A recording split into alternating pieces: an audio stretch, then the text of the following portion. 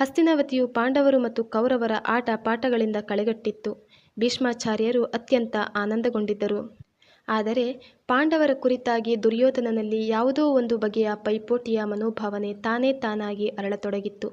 ಆಟಪಾಠಗಳಲ್ಲಿ ಪಾಂಡವರ ಕೈಮೇಲಾದರೆ ದುರ್ಯೋಧನನಿಗೆ ತೀವ್ರವಾದ ಅಸೂಯೆ ಉಂಟಾಗುತ್ತಿತ್ತು.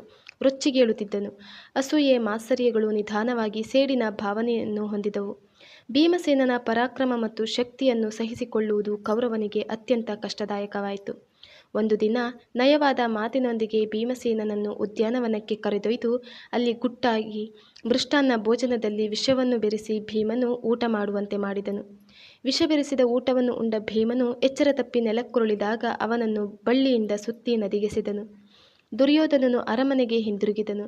ನದಿಯ ಆಳಕ್ಕೆ ಸೇರಿದ ಭೀಮಸೇನನನ್ನು ಸರ್ಪಗಳಿಂದ ಸುತ್ತುವರಿದು ಅಪಾಯದಲ್ಲಿರುವಾಗ ಆರ್ಯಕನಿಂದ ಕಾಪಾಡಲ್ಪಟ್ಟನು. ಸರ್ಪರಾಜನಾದ ಆರ್ಯಕನು ಭೀಮಸೇನನನ್ನು ವಿಷದ ಮತ್ತಿನಿಂದ ಕಾಪಾಡಿದನು. 1000 ಆನೆಗಳ ಶಕ್ತಿಯನ್ನು ನೀಡಬಲ್ಲಂತಹ ಅಮೃತವನ್ನು ಭೀಮಸೇನನಿಗೆ ಕುಡಿಸಿದನು. ಅಲ್ಲದೆ ಸ್ವಾದಿಷ್ಟವಾದ ಭಕ್ಷ್ಯ ಭೋಜನಗಳನ್ನು ಅವನಿಗೆ ಬಡಿಸಿದನು. 1000 ಆನೆಗಳ ಬಲವನ್ನು ಪಡೆದ ಭೀಮಸೇನನು ಹಸ್ತಿನಾವತಿಯತ್ತ ಹೊರಟನು. ಹಸ್ತಿನಾವತಿಯಲ್ಲಿ ಭೀಮಸೇನನು ಕಾಣೆಯಾಗಿರುವುದು ಎಲ್ಲರಿಗೂ ಚಿಂತೆಯನ್ನು ಉಂಟುಮಾಡಿತ್ತು. ಭೀಷ್ಮಾಚಾರ್ಯರು ಸಹ ಚಿಂತಿತರಾಗಿದ್ದರು. ವಿದುರನು ಕುಂತಿದೇವಿಯನ್ನು ಸಮಾಧಾನಪಡಿಸಿದನು. ದೇವಿ, ಭೀಮಸೇನನಿಗೆ ಏನೂ ಆಗಿರಲಾರದು. ಆತನು ಮಹಾನ್ ಪರಾಕ್ರಮಿ. ತಾವು ನಿಶ್ಚಿಂತರಾಗಿರಿ ಎಂದು ಕುಂತಿಮಾತೆಯನ್ನು ಸಮಾಧಾನಿಸಿದನು. ಅದೇ ಸಮಯದಲ್ಲಿ ವಾಯುಪುತ್ರನು ಅಮ್ಮ ಎನ್ನುತ್ತಾ ಓಡಿಬಂದು ಕುಂತಿಮಾತೆಯ ಪಾದಗಳಿಗೆ ಎರಗಿದನು.